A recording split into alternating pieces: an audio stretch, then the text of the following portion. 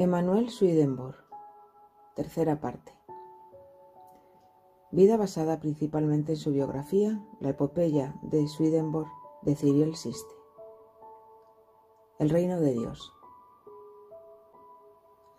El escritor argentino Jorge Luis Borges, en una conferencia dictada en la Universidad de Belgrano de Buenos Aires en 1978, dijo: Voltaire dijo que el hombre más extraordinario que registra la historia fue Carlos XII. Yo diría, quizá, el hombre más extraordinario, si es que admitimos esos superlativos, fue el más misterioso de los súbditos de Carlos XII, Emanuel Swedenborg. Cuando comenzamos a redactar esta biografía, pensamos que con 3 partes tendría suficiente para hablar de él, pero no ha sido así. Tiene tanto contenido, tanta historia, que no sabría con qué quedarme. Por lo tanto decidí que iba a alargar esta biografía en 2 partes más, que iremos presentando los días lunes de las 2 siguientes semanas. Gracias. El final de la segunda parte de esta biografía pudimos ver cómo Emanuel, después de haber tenido su revelación divina en 1744, comienza a intuir que su vida tendría el fin de comprender las cosas ocultas en la palabra de Dios y que él es el instrumento para ponerlas al descubierto. Desde entonces, dice, estuvo al mismo tiempo con sus amigos del cielo y con los de la tierra. Para que Swedenborg pudiera comprender las diversas formas en que podía tener lugar la inspiración, a veces permitía que los espíritus guiaran su mano para escribir, una psicografía, y para dictar a viva voz o psicofonía, como lo hicieron con los profetas, pero esos papeles fueron destruidos. En la primavera de 1747, cuando contaba con 59 años, la Junta de Minas le recomienda para una concejalía vacante, pero él tenía otros planes y escribió al rey Federico para renunciar a este cargo, ya que deseaba volver a viajar al extranjero y terminar un trabajo que tenía comprometido. Así que el 17 de junio de este año, del 47, víspera de su 6º viaje, se despide de su trabajo en la Junta Real de Minas. Cuando Swedenborg se fue de Holanda a Inglaterra en el otoño de 1748, su propósito era publicar el Arcana Coelestia, o Misterios Celestiales, en la capital de Inglaterra, en Londres. Deseaba que el nuevo trabajo fuera anónimo y esto podría realizarse mejor en Londres que en Ámsterdam, donde era muy conocido. Esta obra constaba de 8 volúmenes y todos los años, desde 1749 a 1756, enviaba a la imprenta de Londres un nuevo ejemplar. La cifra de ventas del primer libro quedó muy por debajo de sus expectativas, vendiéndose tan solo 4 ejemplares en 2 meses. En The Swedenborg Society dice que Misterios Celestiales es la interpretación bíblica más completa, que contiene un relato cláusula por cláusula del sentido espiritual de todo el Génesis y el Éxodo. Se citan numerosos pasajes de todas las partes de las Escrituras y se describe y discute su significado espiritual. Además, contiene descripciones de lo que Swedenborg escuchó y vio en el mundo espiritual. Estos temas incluyen las experiencias que tuvo en el cielo y el infierno, sus descripciones de los habitantes de otros planetas y la ciencia de las correspondencias. Encontramos varias anotaciones de personajes importantes en su vida que por sus experiencias en el más allá nos dice cómo se encuentran, como a Erik Benzelius, cuñado suyo al que apreció como a un propio padre. Él desencarnó en 1743 y nos dice que en el otro mundo parecía exteriormente orgulloso, pero interiormente bueno.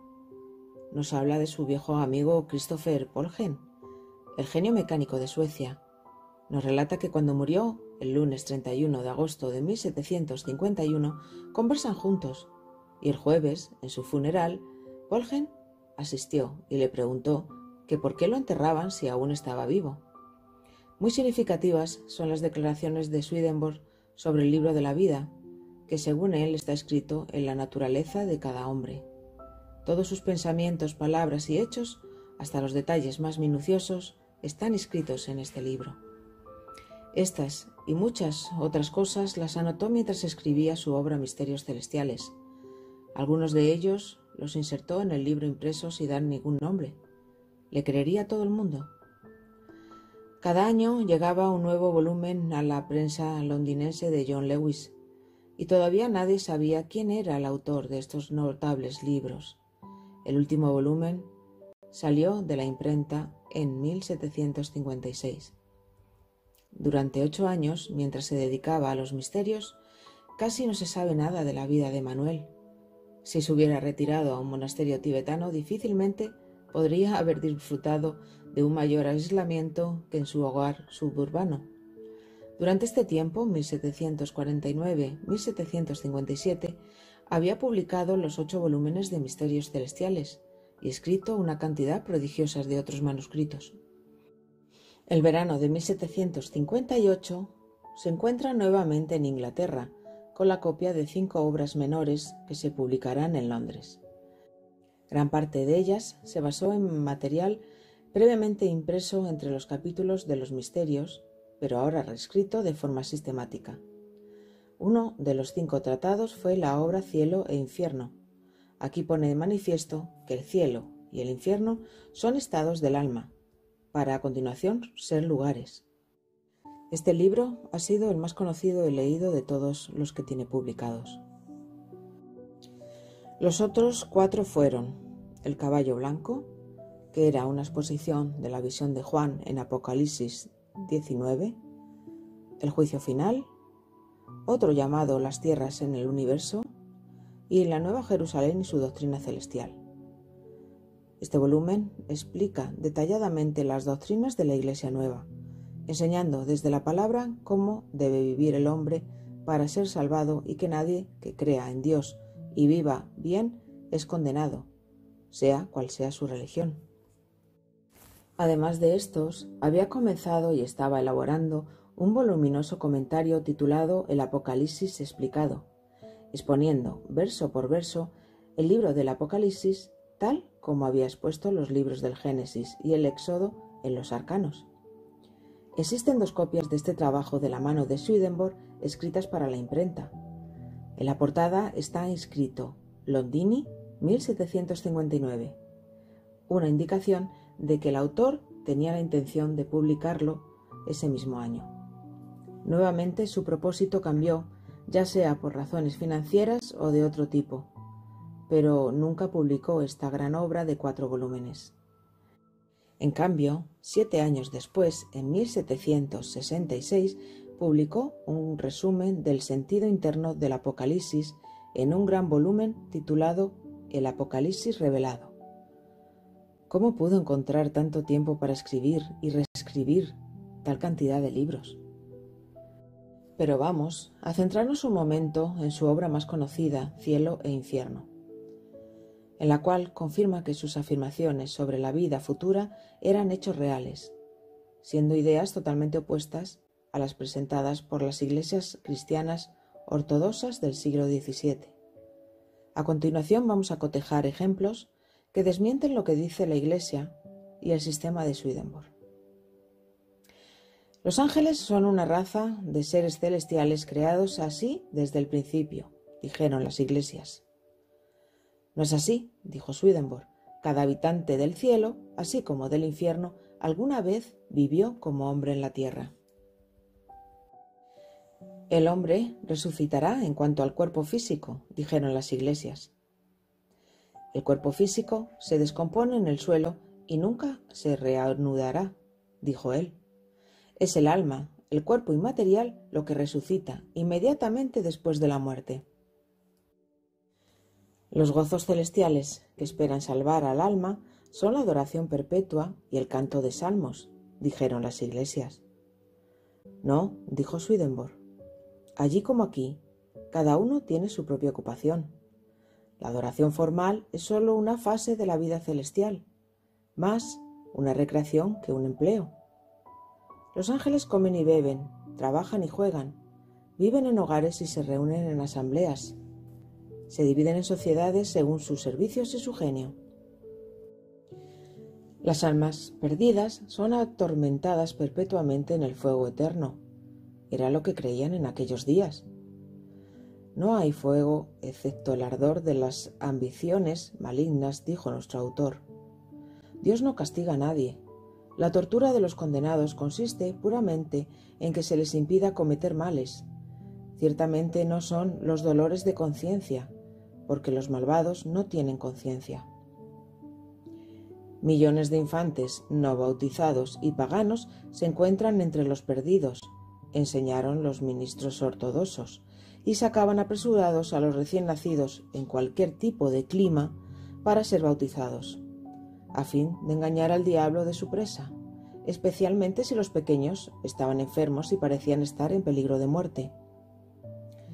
No es así, dijo Swedenborg. Los gentiles son, en general, mejores que los cristianos, y cuando se les instruye, son recibidos más fácilmente en el cielo. En cuanto a los bebés, son llevados a sociedades celestiales inmediatamente después de la muerte, para que los ángeles los nutran tiernamente hasta que alcancen un estado de madurez espiritual.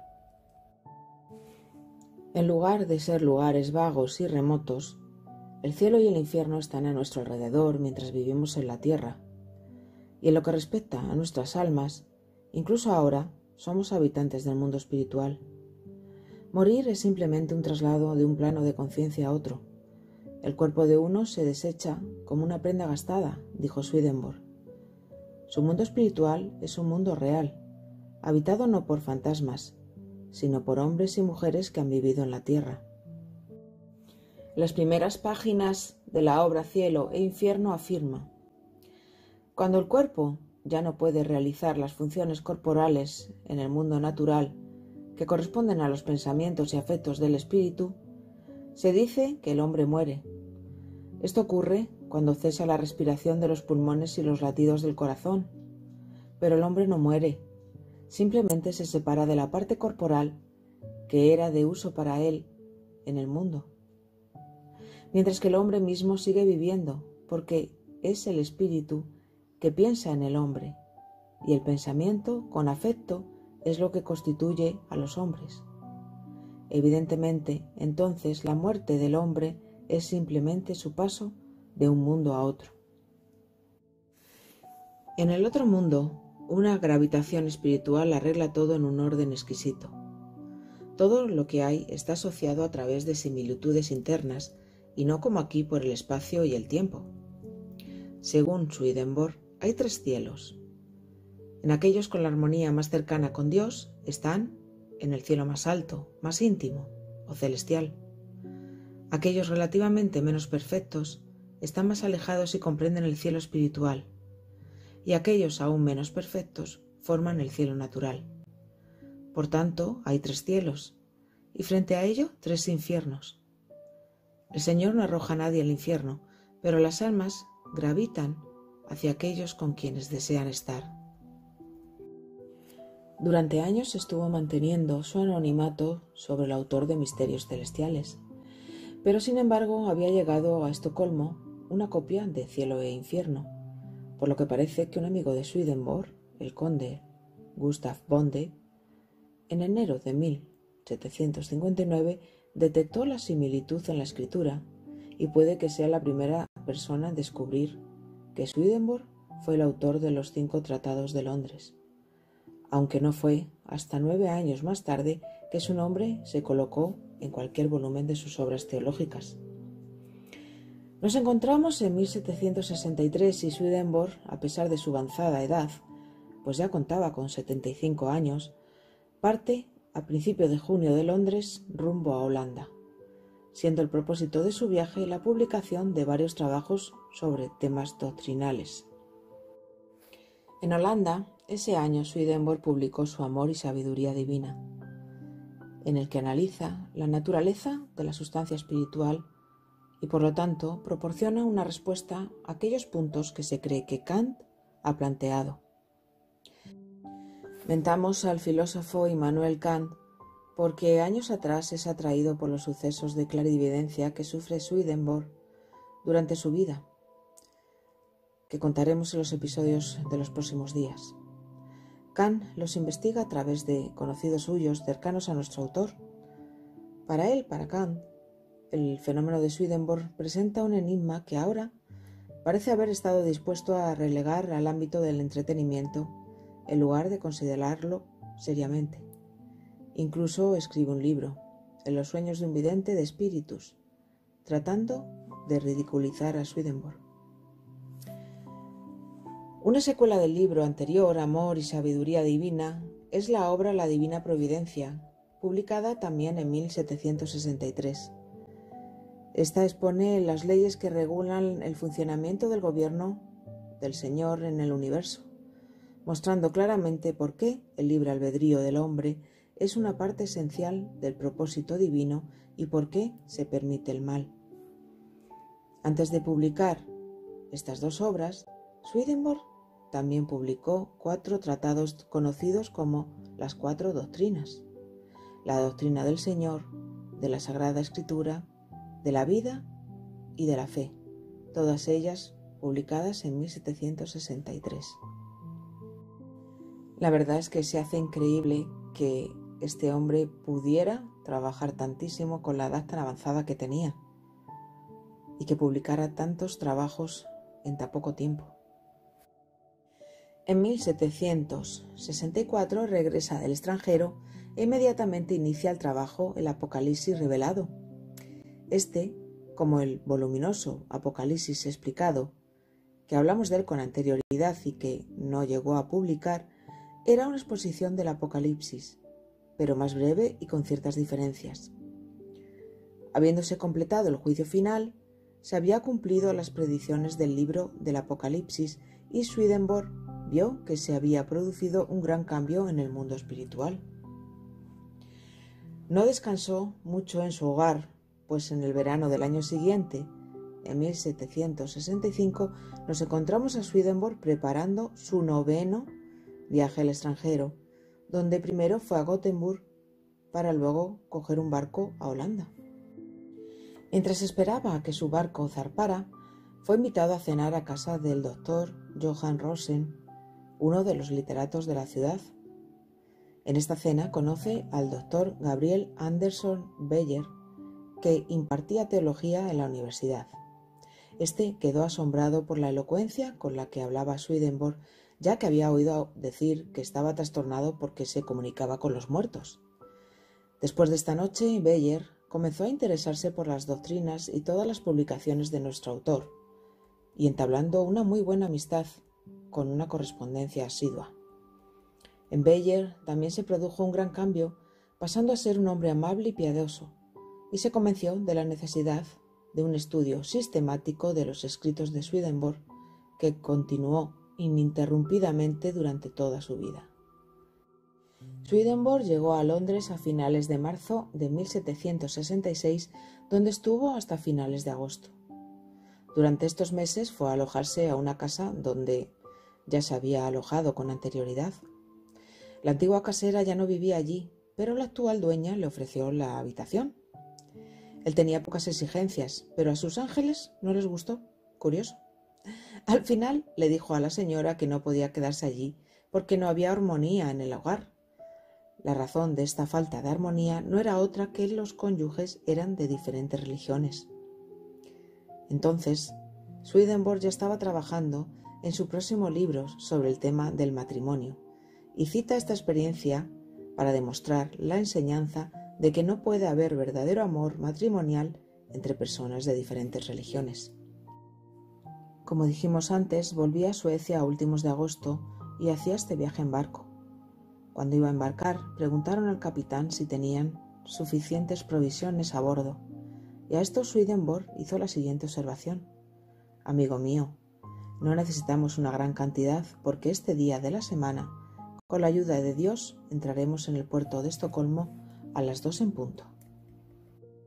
Efectivamente, el viaje a Estocolmo coincidió con la predicción de Swedenborg y el capitán, a su regreso, le dijo a Christopher Springer, el amigo de Swedenborg, que habían hecho el viaje sin echar el ancla y que nunca en su vida habían tenido un viento tan favorable. Se decía entre los marineros que lo consideraban un viajero predilecto, y otro capitán Dijo de él que siempre habría un pasaje libre para Swedenborg porque durante toda su experiencia marítima nunca se había navegado mejor. Vamos a finalizar con una historia que nos pareció interesante, donde se avalan los intereses de nuestro autor. Después de que se expandiera la noticia de que Swedenborg hablaba con los muertos, fueron muchos los que llamaron a su puerta con la intención de que se les dijera algo de sus familiares fallecidos. A finales del verano de 1766 le visita un joven de 19 años llamado Nicholas Collin, que aparte de tener una conversación con él, estaba interesado en que se pusiera en comunicación con un hermano que había fallecido recientemente. Swedenborg le explicó que dado que Dios lo había separado de nuestro mundo, la comunicación nunca se concedía sin razones de mucho peso, y él no tenía razones especiales. No obstante, tomaron café y pasaron una agradable tarde.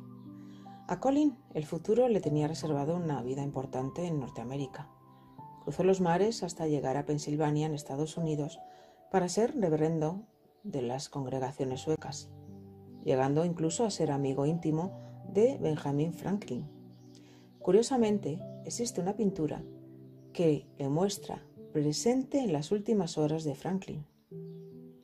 Colin nunca fue seguidor de las doctrinas de Swedenborg, pero cuando James Glenn habló de la nueva iglesia en 1784 en Filadelfia, pidió al pastor sueco que hablara sobre su famoso compatriota, pero Colin no lo hizo.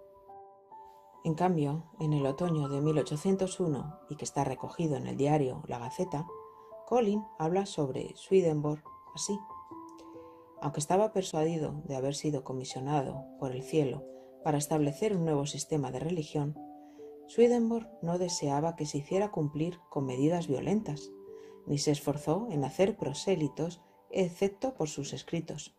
En cuanto a Suecia, nunca insinuó que deseara ser el jefe de una secta, pero se entregaba a la tierna esperanza de que el establecimiento eclesiástico, mediante una iluminación tranquila y gradual, asumiría la forma de su nueva iglesia.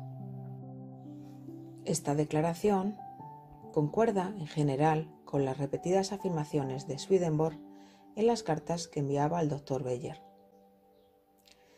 Y hasta aquí la mitad de la tercera parte de la biografía de Emanuel Swedenborg. Nos hemos quedado en 1767 más o menos. El lunes día 14 tendrán ustedes los últimos años de este admirable escritor. Muchas gracias.